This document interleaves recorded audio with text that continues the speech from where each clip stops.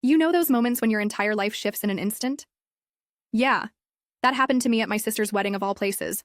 One minute I'm fixing the train on her David's bridal gown. The next I'm watching my boyfriend of 5 years announce to my entire family that he's been cheating on me for months. Talk about a plot twist, right? Let me back up a bit. I'm Allison, 29, living in Seattle where the rain matches my mood lately. My now ex-boyfriend Jake and I had been together since college. We met at a Starbucks near campus. Total Seattle cliche, I know. And had what I thought was a rock-solid relationship. We both worked in tech, shared a cute apartment downtown, with our rescue pup Milo, and were saving up for a place of our own.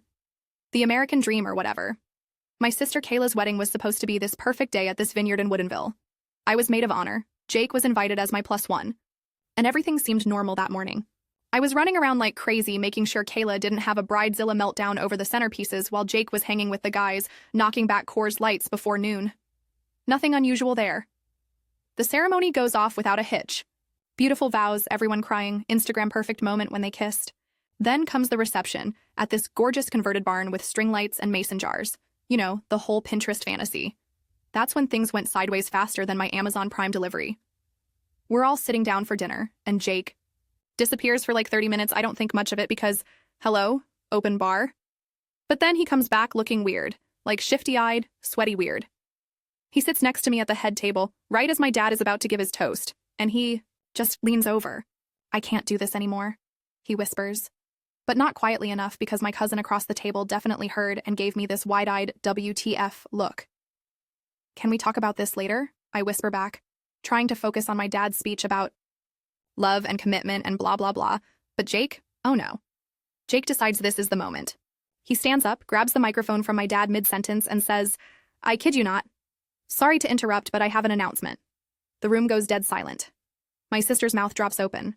Her new husband looks like he's calculating how fast he can tackle Jake before he ruins their wedding video. I've been seeing someone else, Jake announces to the entire reception. For 4 months now, and I'm done pretending. I can't be with someone like Allison anymore. Someone. Like me. Let that sink in for a second. My mom gasps so loud it echoes. My 12-year-old niece who was obsessed with Jake and his stupid PlayStation skills starts crying. And me? I'm frozen. Completely frozen. Still holding my champagne flute, wondering if this is some bizarre prank for TikTok. But it wasn't. Jake continues his impromptu speech about how he deserves to be happy, and how his new girlfriend, Brittany, seriously, what is this, 2003? Understands him in ways I never could. Then, and I swear on my Target red card this happened, he puts the mic down, grabs his jacket, and leaves. Just walks out of my sister's wedding reception like he's exiting a Walmart. Everyone's staring at me.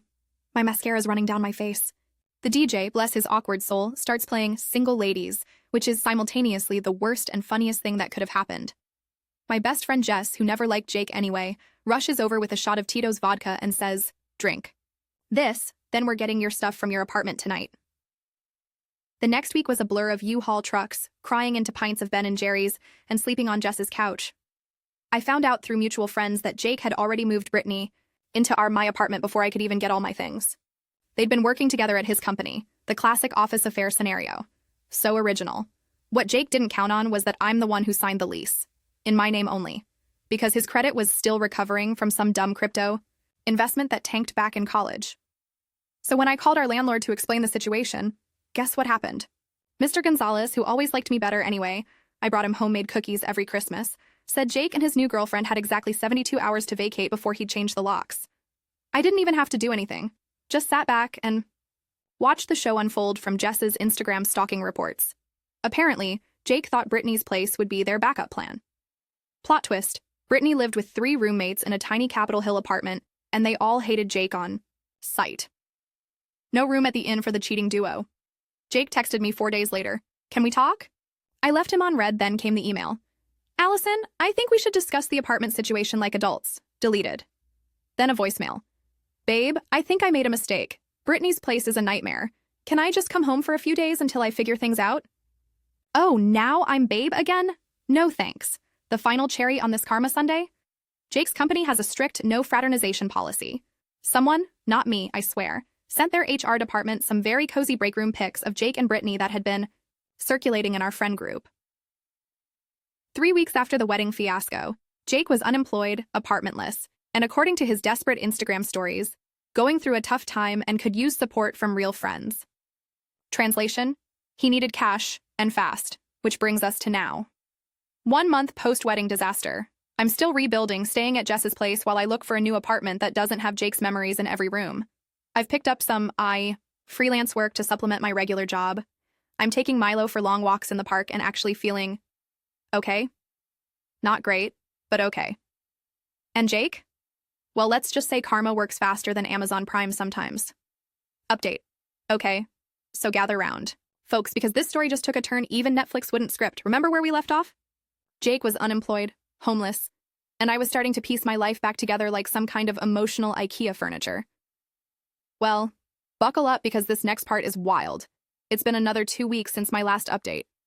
I finally found my own studio apartment in Ballard, tiny but cute, with one of those exposed brick walls that makes it feel like I'm living in a quirky rom-com. The rent's steep, but I negotiated remote work 3 days a week, so I'm saving on commuting. Small wins, right? Last Friday, I was walking Milo through Pike Place Market, treating myself to some overpriced flowers and fancy cheese. Healing comes in many forms, don't judge. When I literally stumbled over someone sitting on the sidewalk. Sorry, I said automatically, then froze. It was Jake. Jake. Sitting on the sidewalk outside Le Panier, looking like he'd been wearing the same North Face jacket for days. He had a cardboard sign propped against his backpack that said, "Anything helps," and a Starbucks cup with maybe $3 and change. Our eyes met, and I swear, time just stood still. Milo recognized him immediately and started wagging his tail, the little traitor. Jake's face went through this whole journey: shock, shame, then this weird calculating look I'd never seen before. "Allie," he said, using my nickname like he still had the right. "Thank God, I've been trying to reach you." I just stood there clutching my stupid tulips and fancy cheese while tourists flowed around us like we were rocks in a stream. "This is quite the career change," I finally said, gesturing to his cardboard sign. He ignored the jab. "Can we talk, please? Just 5 minutes." Against my better judgment, and Jess's explicit instructions to never engage with the enemy, I agreed to buy him coffee. 1 coffee. At the Starbucks Reserve Roastery because it was crowded and public. Turns out Jake's life imploded faster than a TikTok trend. After getting fired, Brittany stuck around exactly 9 days before deciding a jobless boyfriend wasn't part of her 5-year plan. Shocker. She blocked him on everything and apparently is already dating their former supervisor. "I've been staying at the Millionaire Club when there's space," he explained, referring to the local shelter. "But it's always full by 7 p.m., so most nights I'm just around." "Around," I repeated. "You know, sleeping in Occidental Park or the bus terminal, wherever security doesn't kick me out." Now I know what you're thinking. This is where the heartwarming reunion happens, right? Where I forgive him and let him crash on my couch because I'm just so nice? Yeah, no, that's not this story. That sounds really tough, I said, channeling my therapist's neutral tone. "Have you called your parents?" Jake's folks live in a McMansion, in Bellevue, with a guest house that's literally sitting empty. He looked down at his coffee. "They're disappointed in me, said I need to figure this out on my own." Translation: they found out what he did to me at the wedding and finally stopped enabling their precious boy. Then came the ask. There's always an ask. "I just need a small loan," he said, suddenly all business.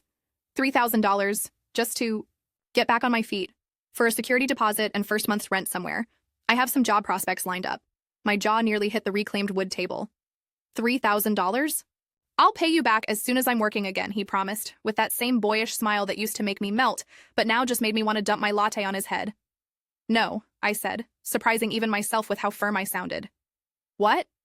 He looked genuinely shocked, like the concept of me refusing him had never computed. "No," I repeated. "I don't have $3,000 to give you, Jake. I'm starting over too, remember? Because of you?" His face changed then. The charm vanished, replaced by that ugly, entitled expression I'd glimpsed at the wedding. "Come on, Allie, I know you got that bonus last quarter, and your parents always help you out." "Are you seriously tracking my finances right now?" I stood up, signaling to Milo it was time to go. "I'm not your ATM, Jake. I'm your ex, the one you humiliated at her sister's wedding, remember?" "I was drunk," he protested. "I made a mistake." "A mistake is putting salt in your coffee instead of sugar. What you did was a choice. Several choices, actually." As I turned to leave, he grabbed my wrist. Not hard, but enough to make me look back. "I've got nowhere to go," he said quietly. "Please, For a split second, a microsecond really, I felt bad for him. Then I remembered how it felt standing there in my bridesmaid's dress while he told a room full of people he couldn't be with someone like me anymore. I gently removed his hand. That sounds like a you problem now, Jake. Good luck with those job prospects. As I walked away, I could feel him staring daggers into my back. But you know what? For the first time since the wedding, I felt light. Like I'd finally put down a heavy backpack I'd been carrying for years. That was Friday. By Monday, Jake had somehow found my new number, thanks a lot, mutual friends, and the text started. First apologetic, then increasingly desperate. By Wednesday, he was waiting outside my office building at lunch. Just $50, he begged, following me toward the Chipotle where I was meeting coworkers. Just for tonight's hostel, Allie, please. My coworker Mark, bless him, stepped between us. Everything okay here, Allison? I nodded, never breaking stride. Just fine. Old friend who was just leaving. The security guard at our building noticed and made sure Jake didn't come back. But that didn't stop the daily texts, each one more desperate than the last. Yesterday, I blocked his number. This morning, he emailed my work address. You're really going to let me sleep on the street when you could help? What happened to the girl I fell in love with? I didn't respond, but I thought, she woke up. Update. It's been 2 more weeks, and I'm starting to feel like I'm in some weird alternate universe where the tables have completely flipped. Remember when I was the one devastated, picking up the pieces of my life? Yeah, now Jake's the one spiraling while I'm actually thriving? Let me catch you up on the Jake situation first, because it somehow managed to get even more ridiculous. After I blocked his number, he started showing up everywhere. Outside my new apartment, how he found it, I still don't know, at the Trader Joe's where I shop, even at the dog park where I take Milo. Always with the same routine, looking pathetic, asking for just a little help to get back on his feet. The amounts kept changing too. First it was $3,000, then $500, then just enough for a meal.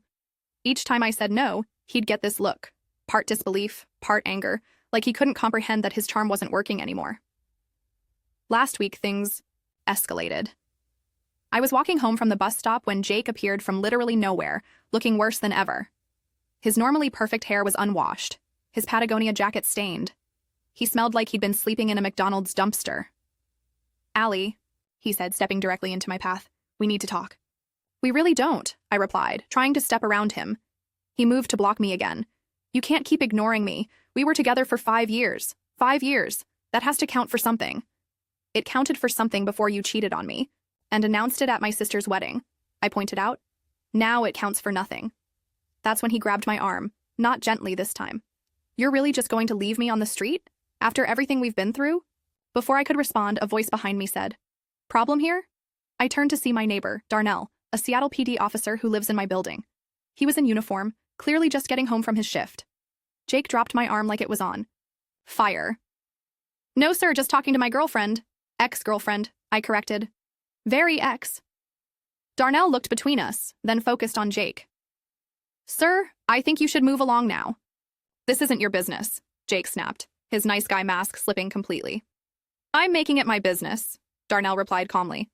And I'm suggesting you leave the lady alone before this becomes official business. Jake looked like he wanted to argue, but eventually he backed down, muttering something about me being a heartless bitch as he slunk away. Darnell walked me the rest of the way home. You want to file a report? Get a restraining order? I hesitated. Is that excessive? Not if you feel threatened, he said.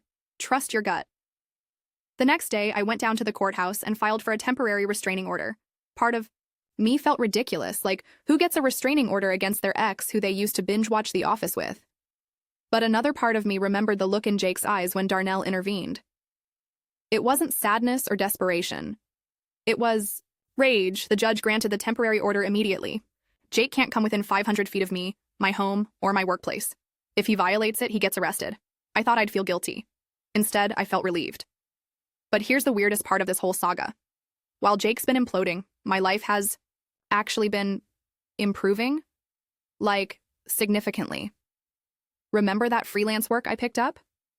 Turns out one of my clients was so impressed they offered me a full-time position with better pay and benefits than my current job. I gave notice last week and start the new gig next month. My tiny studio? The management company called to say a 1-bedroom in the building opened up unexpectedly, and since I've been such a great tenant, I've literally been there a month, Lowell. They're offering it to me first at only a slight rent increase. Even my sister Kayla, whose wedding was partially ruined by Jake's announcement, told me she's actually grateful it happened. Your breakup drama totally distracted from the fact that our photographer was 2 hours late and Mom's cousin got wasted and fell into the cake, she laughed during our weekly FaceTime. People are still talking about it, but now it's like this. Epic story where you're the hero. Some hero, right? All I did was refuse to be a doormat. Last night I was walking Milo around Green Lake, watching the sunset reflect on the water, when a notification popped up on my phone. It was an email from Jake, sent from a new address since I'd blocked his others. Subject line: I'm sorry. For a second, my finger hovered over delete. But curiosity won out, and I opened it. Allison, it read. I know you probably hate me, and you have every right to. What I did was unforgivable. Not just at the wedding, but after. I'm getting help now. My parents finally agreed to let me come home if I go to therapy and rehab. I'm checking in tomorrow. I just wanted you to know that I'm truly sorry, and I won't bother you again. You deserve better than what I gave you. Jake. I stood there for a long time, reading and rereading those words. Then I closed the email without responding, put my phone away, and continued my walk with Milo. Because here's what I've realized through all this. Forgiveness isn't always about the other person. Sometimes it's about freeing yourself from the weight of anger and hurt. I don't hate Jake anymore. I actually hope he gets the help he needs. But I also don't need to tell him that. His journey isn't my responsibility anymore, just like my happiness was never his. So that's where things stand now. Me, rebuilding a life that's turning out better than I expected. Jake, hopefully getting the help he needs. And somewhere in between, a lesson about what we deserve and what we're willing to accept. Turns out, sometimes the best revenge isn't revenge at all. It's just living well. Final update. Quick final update, because so many of you have been asking. It's been 6 months since everything went down at Kayla's wedding, and honestly, life is good. I'm killing it at the new job. Got promoted already. Hello, corner office with an actual window. The one-bedroom apartment feels like home now. Milo has his own little dog bed in every room because I'm that person. I've even started dating again. Nothing serious, just coffee meetups and the occasional dinner. Taking it slow, but it feels right. As for Jake, I heard through mutual friends that he completed rehab and moved to Portland to work at his uncle's microbrewery. Good. For him, honestly. We haven't spoken since the restraining order expired, and that's perfectly fine with me. Someone asked me recently if I'd ever take Jake back if he got his life together and truly changed. My answer? Not a chance. Some bridges aren't meant to be rebuilt once they're burned. The girl who would have forgiven him, who would have put everyone else's needs above her own, she's gone. And I don't miss her one bit. Sometimes the best thing someone can do for you is to show you exactly who they are at their worst. Because then you get to decide if that's something you're willing to live with. I wasn't. And that decision made all the difference.